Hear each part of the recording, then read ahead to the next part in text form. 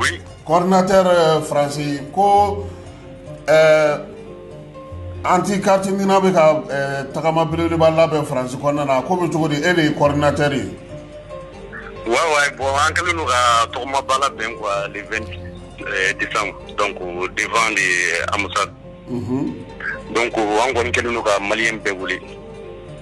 Donc on a mon bon mot. Comme situation be diaspora qu'on a dit Catherine Naboka, Amadou Mosila quoi. Donc ne y a photo tout akatouyi. Donc on connaît ambe wuruli dake malien dem bela jelema. Katla kanga kifo anga itanyine bandau ani asim kuita. Franchement malien dem aye aukala che ukandeme. Malien dem be sege minabi. Donite quoi. Donc mais on wulile ndo kake adegun tan bande. Mo mo benega bureau kona adegun te mo sika. Mais ambe wulile ndo ka nyon deme pour qui akase ka séparer ka passeport là quoi. Parce que quand il y a un passeport, il n'est pas pour que vous ayez là. Parce que ni passeport ni Catherine n'a rien là. Pour que vous ayez là. Parce que vous doit quoi. Donc vous connaissez, nous avons lien là, vous avez d'abord comme malien nous ni mon ça parce que elle passeport droit. Et puis né avant que les passeport droit ma fait la sur Mali. Oui Mali consulat fait. Et consulat malien donc fait consulat pour nana. Parce que on consulat ou consulat barakala ou tado ou les minaya. Parce que nous tado ou minaya non. Parce que la situation est comme où des on va dire pour une couronne là, c'est comme moi de compter. Avec 1000 personnes ou des bénis d'eau, on va minérer. On le faut. Pour que la minère comment faut ça minère pour tourner. Moi mon cabara qui est non. Moi mon 10 ans société ou là. Oui, mon 5 ans société ou là papier pour boulot déjà. Mais ou pas papier de qui est là pour pervertir la coupe à tel passeport pour cartita. Passeport t'es à sur la cartita. Est-ce que oui minéria? Oui. Voilà, vous êtes minéré. Donc, nous avons minéré, nous avons dit, minéré ou bien non, mais minéré avec les minérés quoi. Est-ce qu'il y a fait ça? Alors, coordinateur. Oui. Mon chaman me fait la famille, ni mon me fait la rassemblement, ni be Paris, ko ka ligne ani ako ka to nya fu nya na ka se ka fam. Ah, d'accord. Bon, ok.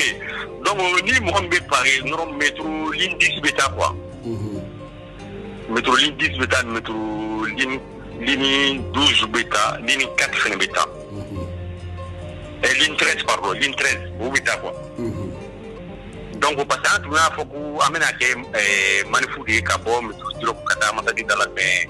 Bon, préférez, pour le suivre, donc, vous préférez un peu qu'à Fokanga, la Dje, parce que situation comme un banabi, non? Donc, qu'à marcher dans les rues, donc, gɛlɛya dɔɔni b'o la quoi k'an ka lajɛ ka kɛ sitini donc an sigitera ne ko d'accord an sɔnn'o ma donc o kɔni ye autorisation d'an ma pour sitini mais an kɔni ka bɔ an b'a daminɛ midi donc jusqu'à 18h. Midi. Voilà donc ni mun mago bɛ kunnafoni wɛrɛ la donc ne ka numéro bɛ yen nɔ donc an ye numéro bila affiche kan donc c'est pas que ni affiche yɛrɛ photo ci ma donc. Affiche b'a bolo. Donc mɔgɔ caman ka numéro bɛ yen nɔ quoi voilà. Alors, vous avez un peu boulot. Donc, vous avez un peu de boulot. Ne be malien dem be wuli. Donc, kasi manga nyon demain. Donc, on va ni na fait. On mo be ressources ka be alimentaire donc anga nyon demain. Pour que tinga si état malien ma. Ou kala je. Malien do be tigumina no. Na ya fotugu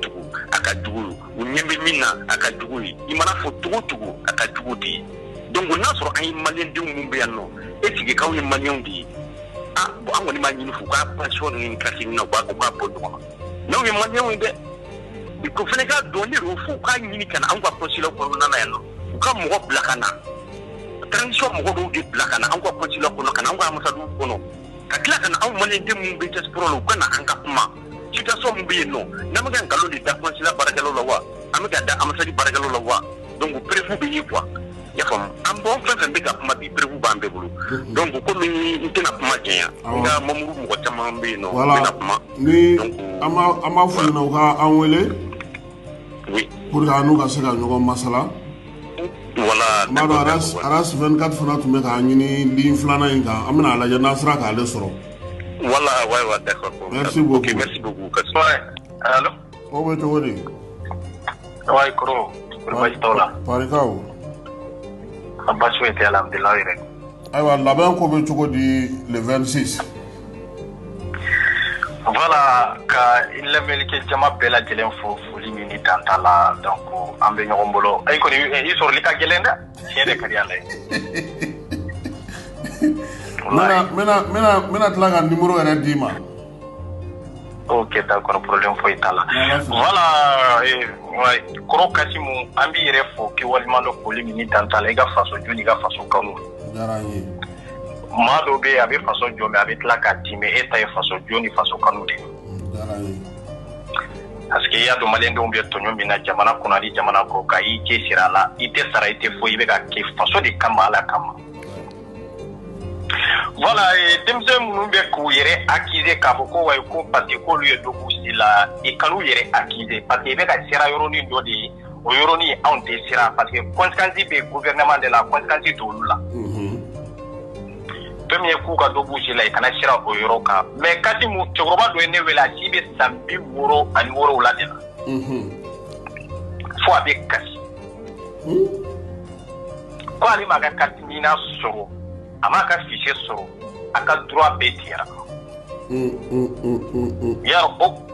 o kɔni tɛ minɛri ye o tɛ minɛri ye o maa joli de o ka ca dɛ kamalen dɔ fana ye wele a y'a ka passeport ladon kalo 6 la a ma bɔ a ka fichier ka ɲi a ka nina ka ɲi ale bɛ kasi la ne da la don o don hali bitugu a nana tugu k'a vocal a ye wele maa ta mais a ye vocal de ton ko a bɛ kasi la ne ko n ko Sidiri a bɛ fara ɲɔgɔn kan de pour que ka se k'a kɛlɛ kɛ pour que a ka bɔ a la n'o tɛ solution t'a la kunun an y'a ye ambassade mɔgɔw Sidiri y'a jira k'a fɔ ko kodɔn t'o la kalan t'o la ni ambassade mɔgɔw i taara fichier maa minnu sara maa minnu tora kogojiw la ani ye maa minnu y'u ka carte minaw sɔrɔ k'u ka passeportw labɔ i taara olu ka fichiers de copier ka n'u filmer k'u fili réseaux sociaux kan k'a jira k'a fɔ carte nina bɛ yen ka tila k'a jira k'a fɔ ko fichiers fana bɛ yen pour que ka jamanadenw k'u la tromper k'u ɲaga ka t'u yɛrɛ ma ne dun y'u ka video ta k'i n ka numéro bila n'a y'a sɔrɔ a kɛra ambassade min ni consulat min kɔnɔ i ka wele n yɛrɛ sen bɛ taa jɔ yen e ye fonctionnaire ye e bɛ baara la gouvernement kɔnɔ en tant que n'i ye nin video kɛ responsable i kan ka mun de kɛ i tɔgɔ n'i jamu ani i bɛ baara min na ka jamanadenw kunnafoni n'a ye a bɛ nin yɔrɔ de la a bɛ nin ambassade la a bɛ nin consul de la mais olu y'a filmer dɔrɔn k'a bila tɔgɔ t'a la jamu t'a la an t'a dɔn yɛrɛ a kɛra consul min kɔnɔ ou bien a kɛra ambassade min yɛrɛ la awa i bi hali n'i taara fichier ninnu lajɛ bi i b'a sɔrɔ e yɛrɛ min ka nina b'i bolo dɛ i ka nina i y'a fichier photocopie ka taa bila ninnu fana kɔnɔna na ka yira mɔgɔw la dɔrɔn a bɛɛ est ce que a bɛ sɔrɔ de non an ka sira tɛ nina ko la sisan nina ko kɔni kuma tɛ yen an b'a fɔ mɔgɔ kana taa ka nina ɲini o ye kelen ye filanan mɔgɔ kana taa ka fichier nɔfɛ mais o tɛ k'i ka kuma tigɛ yɛrɛ n'i ko carte nina bɛ yen minnu ko k'a tɛ yen i b'olu ɲini k'a d'olu ma fɔlɔ kɛ o de ka nɔgɔn n'i k'a bɔ ko ja de k'a fɔ k'a bɛ yen o exactement i y'a faamuya i ye carte nina in filmer cogo min k'a bila i m'u tɔgɔ n'u jamu fɔ k'u ka maa minnu y'u ka passeport don san kelen ni ko an mago bɛ passeport de la i k'olu de ka passeport labɔ ka k'u ka n'u ka passeport nɔfɛ minnu dɛsɛra ka taa faso la k'a kɔlɔlɔ kɛ passeport ko ye minnu ma se k'u ka carte séjour sɔrɔ de k'a kɔlɔlɔ kɛ passeport ko ye de an mago b'o de la carte nina ko anw dan t'o la parce que carte nina nakun ye bɛɛ ye a kan ka di bɛɛ ma wajibi parce que a nakun ye an bɛɛ lajɛlen de mais a sɔrɔbaliya a n'a corriger-baliya an b'o de kɔlɔlɔ kɔnɔ aw bɛ se ka maaw lafitinin cogo jumɛn de la toujours ka dɔ fara kɔlɔlɔ kan ka dɔ fara dimi kan mɔgɔw kan mɔgɔ minnu b'a fɛ k'aw kɛlɛ aw bɛ tila ka olu ɲɛsin aw yɛrɛ ma tugun ni balo bɛ tigɛra jɔn nɔ don aw yɛrɛ de nɔ don donc an b'a fɔ Mali consulat ni Mali ambassade i ka kɛ maaw ye maa minnu en tant que diplomatique i bɛ kɛ maaw ye maa min bɛ se ka mɔgɔw minɛ cogo dɔn maa dusu bɔlen ani maa min dusu bɔlen tɛ ani maa min Sidiri a b'a ka hakɛ nɔfɛ o minɛ cogo i kan k'o de kalan k'a dɔn mais olu ka diplôme sɔrɔli kɛra de n t'a si dɔn ye jama min b'anw bolo bi anw bɛ k'u la sabali ni hɔrɔnya ni daliya min ni kan minnu ye anw yɛrɛ kun de b'a dɔn n'o tɛ bi a ka d'u ye ka taa ko kɛ ko min man kan ka kɛ ni maa dusu bɔra ni maa b'a ka hakɛ nɔfɛ ni ye maa tɔɲɔ ka di hakɛ dɔ la a bɛ muɲu ka di hakɛ dɔ de la de muɲu bɛ muɲu mais muɲu minɛ tɛ muɲu de comme il y a d'abord des Kamakasimu, wallahi, on bet dans Kari ambassade de la bet dans Kari ya consulat là. Ne dia fi, ne te comment ndogo ne o defo. Ambassade ba donner mi ne ba d'aller mi consulat ibela dele. Ka fuye ka jewu ye ni banda uko. Bana be mali de la de na kuma ka fu kwa tenyera bo. Non, oluku yere ta dro abana. Ambe yanda to avec ko mi kine unta. Kine ambassade dia. Kine ambassade dia da wamba ko ke to lambe Kari wala daw ikata maliko. Muso toro la ya o toro dani muso ka toro ka ju fo ka damatebe ni di da be jo fana talla o ka ko ala ko yi ba se ba mu tugo jumende lo kana mali mun jamana faso ni gouvernement be ka sigi abe ka plati di muuma abe ka ko bela jelenke abe ka ko pem bela jelen sigi mais amuru be ya pour que anga hake pour que anga ari suro madu de tara en nous d'aller be fen kono yiri kono nous taru place pour do kono comme sahau pour que sauvagité poiti inere na nesi be jigi partout pour que ambassadeur ka wuli ka makro ekiri ka fa e ka bo mamru fele ya fe ay fere nyini ibe ka temi kono e ka fa mairie e ka fere nyini ka sodo ta ka duma amokyo Konsili fana mi sigile ndo ale masika mairie ekirube ka préfecture mo ekiri ka irula a nunu yene ka jamana dewndi na ya sura ba ka papier de duma e ka passeport o bene boloya mais nous be dalé be yiri kono ko franzi ou bali papier la franzi tele ima famiade franzi tele mali de ou bali en papier la parce que ni ga jamana ga papier soro italo ye jamana 2 millions italo ye mali ñu be te mali ni donc fanka kanyere ante kanyere anyere ko de mali ndu bi sigide malu dikiga keleki e bi sigi e bado a geleabe neka keleki ube ne be kaji mto e kasu ba keleki ni kasu ya ganye o yambe ganye ni mais ni kasu ya perdre o yambe perdre ni mais yano ka do ala ne te fara e ka pour que ka siga kewa be bla kofi on est dat voilà be bla kofi on est datala mais bi ni politique ko wula bebe politika do akono ibe ta manifester mais yere kungo yere ka hake ibe ne so ko keleki ko e bara ide o be ni kamo mi mulla ta ka ko kamo kele kamo do be na ministre ibe malien be wuli to la yitisa mais tangi mende ba unna fa malien ma sego anta no pe mi banna fa anta na beta europe o be malien ka kala malien do de sidra ma ko de do no amma ko fo de do parce que ni ko do ibado pe mi bina fa muso munu be abi munu yu yere di choma ni munu nyere ba wolo bi na nyere jole benu yi fo yere nyesi ko lebe mundela ya mami nyerama iga jamana yi bali passeport la ni e sara e yere kuniwa o kaze mo bi seka ta e do e sula ka fa e mali nyewa o tiska kiwo nyerama tunganga ke mali nye ki valide e nyerama ma valide e salen ko fi bi valide personne hari tiska fu ye mali nye donc ne ba fo mali den ngena bela jilenyi anege bilawo anege tilawo agele bi ka dikaw boy ka donde ibe nyana may ngune ka hake ni ku ika ni to bela jilena ni ya ni iga passport so har ni sara dormi abe do ye mali ni e fa ele ye mali o dike mali ni non o dike mali ni mali on de ni wonte mais olu te ya autorité la convaincu ibalma ni bi abe ska ko ni ne balma de mais ye mali ni de papier ka ite mali ni donc bede ka wuli anga sega fara ñongon ka pour que ka sega wuli kanin kelek awani kele fana mba ke fo anta amba ñini fe fana ikande me ko bela jelena har na be kiri le bureau be sigi pour makoy ambe sega barake ñongon fe be sega mo mobiliser parce que dana mo bana quoi parce que mi da keme de be ne mi contacter tieni horonya kama mi contacter même orte mo ne contacter amara malle ne na kumana o mo keme joli debe neni min kumara nin katini na ko en kabila kote iba ko mo zoro iyame ma ke kelente mi ya nya joni na artisite amobate ka kuma adresse haranga karamo mi présent be nyoni mais karamo te kuma be de ya me de krefe mo fana ya me anta kuma be wi la on de baki fo mali diaspora ka donde mari mbande man kungola mali kono an ko de soutenir an ka do de tigi kono ma matan de man kungola anti de mi kungola donon de alors là c'est le cas de Kabes le 26 rassemblement le 26 malien bela jele président yoro har ni bi se dai nan ka tini ambassade la an ka hakɛ an bɛ taa ɲini ambassade la an bɛ taa ɲininka Dalo kan na a bɔra anw b'a ɲininka ma bɔ anw b'a ɲininka mais n y'o de fɔ don o don n ko n'an taar'u kama pour que i ka bɔ violence tɛ kɛ foyi tɛ kɛ maa tɛ bere ta ko i ka sécurité jɔlen ba anw yɛrɛ bolo n'u boli ka da anw ye an tɛ autorisation ɲini k'a fɔ k'an bɛ taa ambassade la k'an bɛ taa manifester an bɛ t'u ka mali ka t'u vie la mais n'i y'a ye ni autorisation ɲini an bɛ taa ka kuma n'u ye de an n'u ka sigi ka kuma mun de fɔra aw ye dossier kɔnɔ i ye mun de fɔ banda aw y'a jaabi mun de la n'a ka ministre an mago bɛ nin de la mais n'a sɔnna ka bɔ ka jaabi ou bien hali ni mɔgɔ damadɔ bɛ don a kan pour que a ka se ka jaabi di olu ma an ka se ka dɔn kan ka min kɛ o kɔfɛ an ka se ko ɲini kun tɛ k'a fɔ k'an bɛ taa bugɔli la non an tɛ autorisation ɲini k'a fɔ i bɛ taa kɛlɛ la n'i bɛ taa kɛlɛ la autorisation tɛ ɲini o anw tɛ siran o kungo kɔrɔ conséquence ye an b'o assumer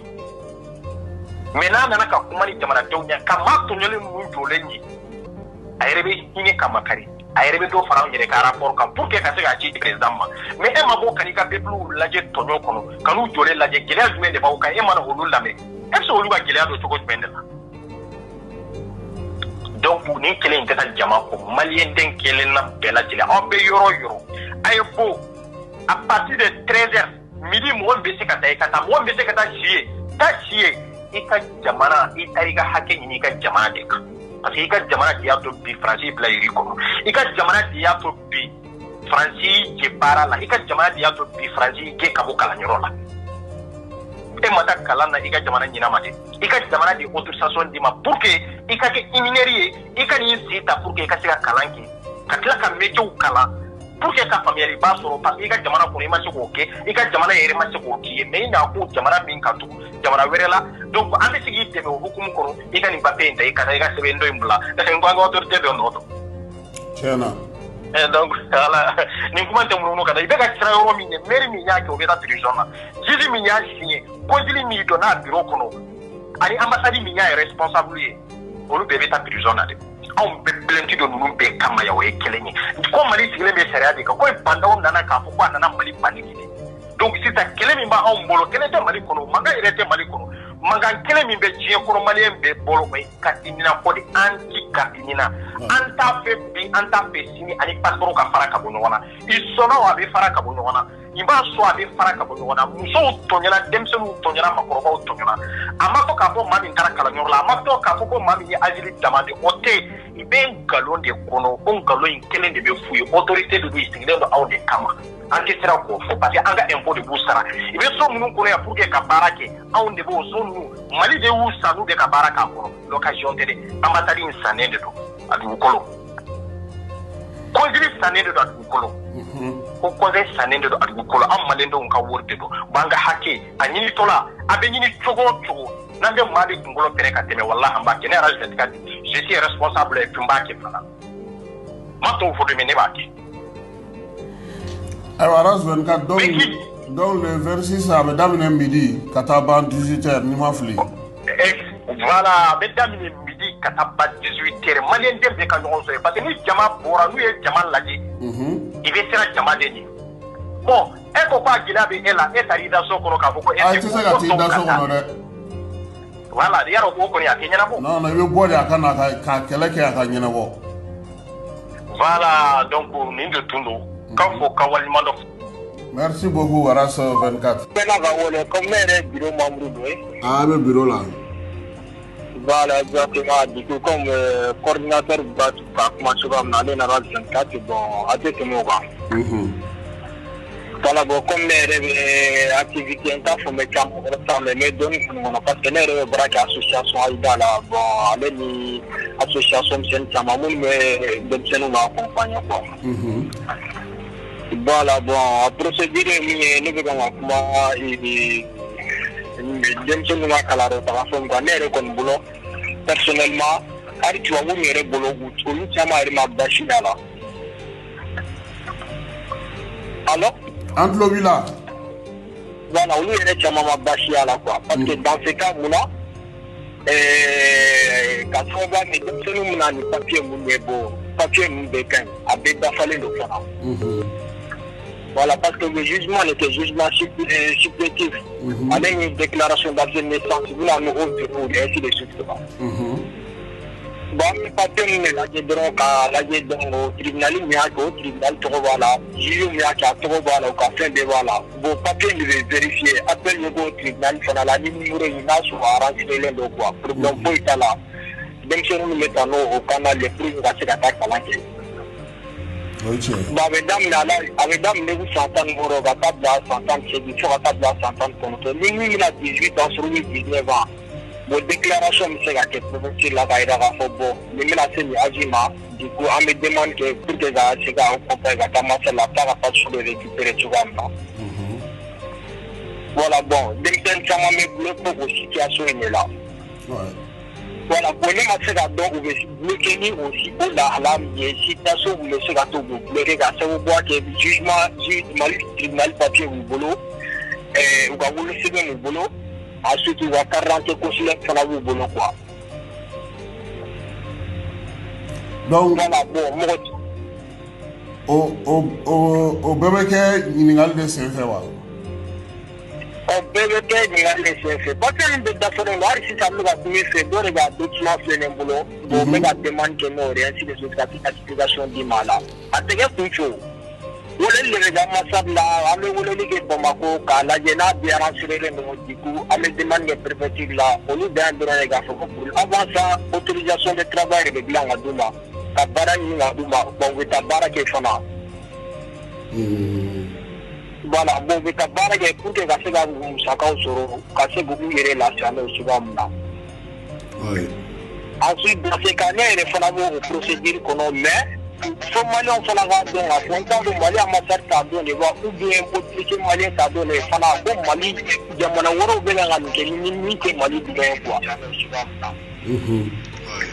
Sinon Mali taari di premier kɔnɔ nin condition na ni ko an b'a ta k'a lajɛ n filɛ nin n bɛ ka kuma lisi bɛɛ dafalen bɛ n bolo a di premier Mali tɛ di premier kɔnɔ nin na quoi. Fana ko Mali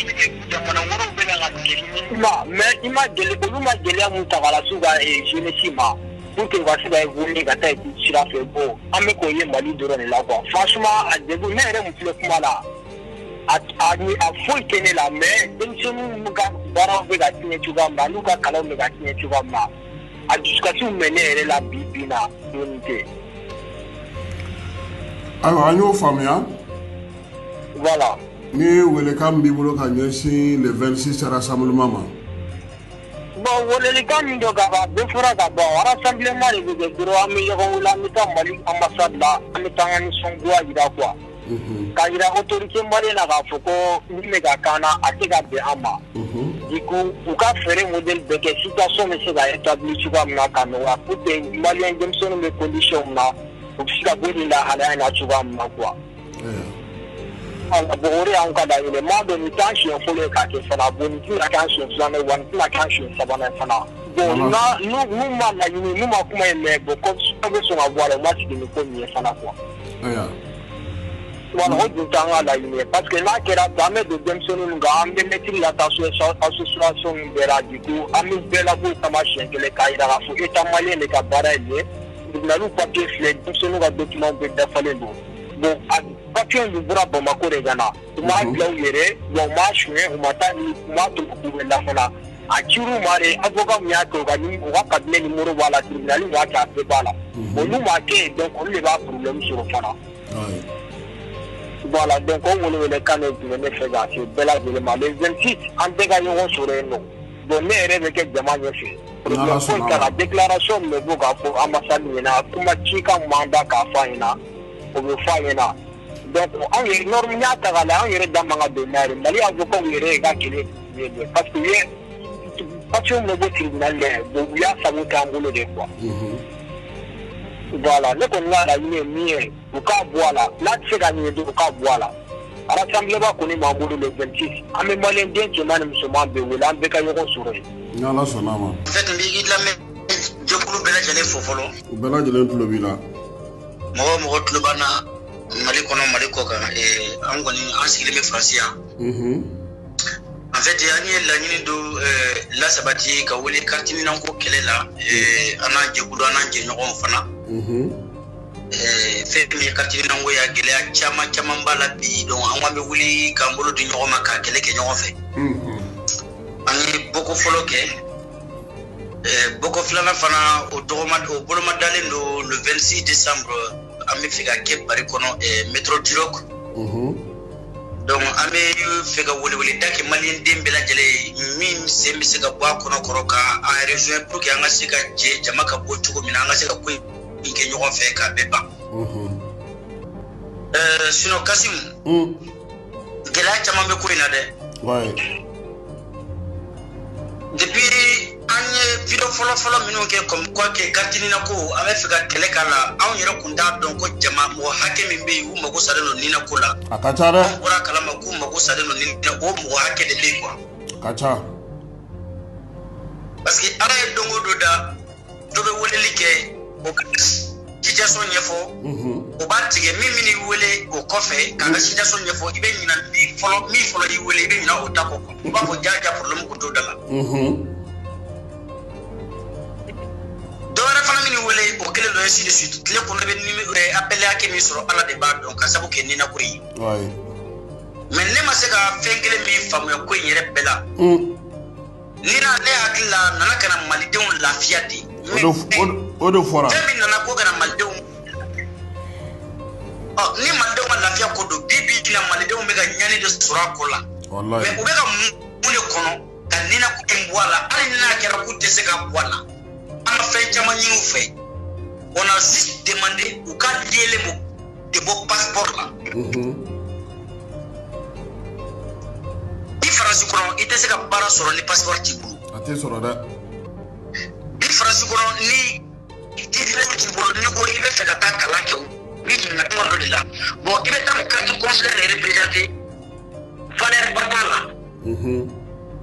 Ubi na passeport de la parce que normalement ni na jamana mono kana ni passeport yi bon ni don dara amal la ki be passeport ko la ba ko ni na ti bolo utati ma bon pour que kan ni na ere folo do ye demande que depuis 2017 kana bi ali shini ulu ta jabi ma sura la do ye demande que fo chien saba nyete sura la ali shini ba ama se ka famia agele on va me kono kana kanya sama goma na prakana na da yamba papier tambolo ka baraka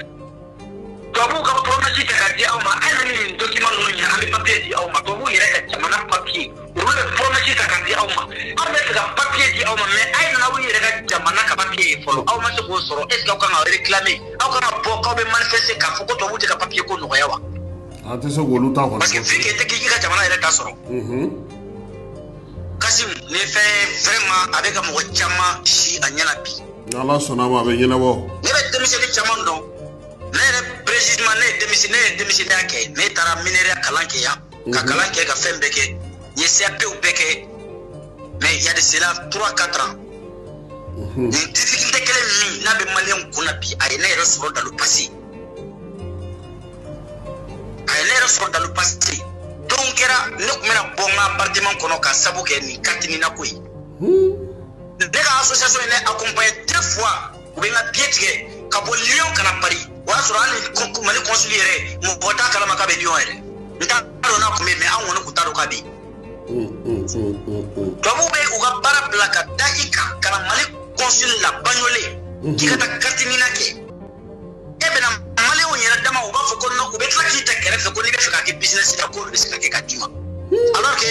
minu nana ka bo mali la ko ta ka bo mali ko no ku ka piration tike o ka sara de bo mali de o nga tempo dila o sigile no pana seta o be ibla munu salola papier dale bo bolo to yera ka katini na bale no me o deselo no ka ta ka duma antoro la na me ko do be Lyon fana ni 2 fois que Lyon fana c'est la 3e fois na ka katini na so isagana non Lyon fana consul ko no c'est pas la peine de gagner parce que on a fait un tout lié on y est à la mort il est ça que les gars qui connaissent qui est dans les carrefours ça y est quoi akara para ne dum mega tap mo do la ne ma ko sa to flene ouais tout do de sigile me be ka ne kono ne be tema do de balu ne be famille hake mamru do de balu o balu sigile me ne la bona fara ko katini na ko de be na ka bara chine o ba ira ka fo o fara dai me o hake min da dai me sigile no ne la o fara ka dai me be na chine mais pourquoi tout ça tiɲɛ yɛrɛ yɛrɛ la malidenw ko k'a fɔ tungarangew surtout minnu bɛ faransi yan ko k'a fɔ ko vraiment ko yana mara u ka carte ɲina ko an b'a fɔ k'u ka supprimer ka bɔ yen olu ka problème di a nana ko ka lafiya n'a an y'a ye k'an ka lafiya t'a la u ka lielen bɔ an ka passeport la parce que ne tɛ carte ɲina don foyi ye ni faute carte tɛ u ka passeport di malidenw ma a carte ɲina ko o b'u yɛrɛ bolo yen furu caman bɛ ka sa bi parce que n'i tɛ baara la i tɛ se ka furu kɛ o e tɛ baara la e bɛ se ka muso ta cogo di k'e b'o balo o ma nɔgɔn a ka gɛlɛn bon ni papier de t'i bolo i tɛ baara kɛ e tɛ se ka n denw b'e bolo e tɛ baara la e bɛ se k'olu balo cogo di i ɲɛ b'a la tubabuw ye mɔgɔ caman denw minɛ u la ka sababu kɛ papier ko ye bi parce que u b'a fɔ ko denw bɛ mara cogo jugu la u tɛ balo u tɛ dumuni sɔrɔ u t'u ka pension bɛɛ sɔrɔ bon u bɛ débat mun la fa tɛ baara la munna fa tɛ baara la papier t'a bolo sinon fa sen ka kɛ a bolo ka kɛ a bɛ se ka diɲɛ baara bɛɛ kɛ mais papier t'a bolo bon tubabuw m'a fɔ ko an t'a ka papier d'i ma dɛ parce que i denw wolola yan an bɛ se ka papier d'i ma mais pour que an ka se ka ka papier d'i ma papier dɔ de bɛ Mali la Mali de y'o siɲɛ u ni Faransi cɛ tant que n'o t'i bolo an tɛ se ka ka papier d'i ma taa o ɲini fɔlɔ i ka na n taara faso la n ko n bɛ t'o ɲini ko a tɛ di an b'a kɛ cogo di Kasimu a ka gɛlɛn vraiment nin problème de bɛ maliyɛn den bɛ ka yan bi ala nin sɔnna problème de kɛlen don ka tiɲɛ anw na yan wulikajɔ bɛ senna n'ala sɔnna n bɛ ma weleli kɛ ka intervention dɔɔni kɛ nin ko in na a diyara n ye a ka di an ye a ka appel dɔ lase an ye le 26 décembre météo dira ko à Paris à partir de 14h maliyɛn den bɛ Faransi fan o fan fɛ hali n'a y'a sɔrɔ i bɛ Espagne Belgique n'a y'a sɔrɔ i bolo bɛ se ka Faransi i sen bɛ se ka Faransi sɔrɔ cogo min na Paris sɔrɔ cogo min na an b'a ɲini bɛɛ fɛ nin ye bɛɛ lajɛlen ka kɛlɛ de ye bɛɛ kungo de ye nin ye mɔgɔ kelen kungo tɛ ne yɛrɛ min filɛ ne bi n bɛ ka kuma i fɛ alihamudulila carte ɲina ko ne bɛ se ka f'i ye n ka problème tɛ ne ka bilen nka mɔgɔ kelen ka sɔrɔ tɛ sɔrɔ ye mɔgɔ kelen ka lafiya tɛ lafiya ye n'i y'i da k'i bolo da i kunna ko bi tɔɔrɔ t'i kan k'a sɔrɔ i ɲɛ b'i balima tɔw la olu bɛ tɔɔrɔ kɔnɔ kana bila i kunna k'a fɔ ko sabula ni jɔn ma sa ko bɛɛ juru bɛ i la sini a bɛ se k'i yɛrɛ sɔrɔ dɛ o ye tiɲɛ ye donc an b'a ɲini maliyɛn den bɛɛ fɛ a b'i bolo a t'i bolo a ye n'an ka taa nin kɛlɛ kɛ u k'a bɔ a la bɛɛ k'i yɛrɛ sɔrɔ donc kun ye ne ka intervention ye Siko Nimaga mɔgɔw b'a fɔ ma Elshashem Siko Facebook kan donc n bɛ foli lase i ni lamɛnjɛkulu bɛɛ ma ani i ka baarakɛɲɔgɔn bɛɛ lajɛlen Siko an b'i fo merci beaucoup merci beaucoup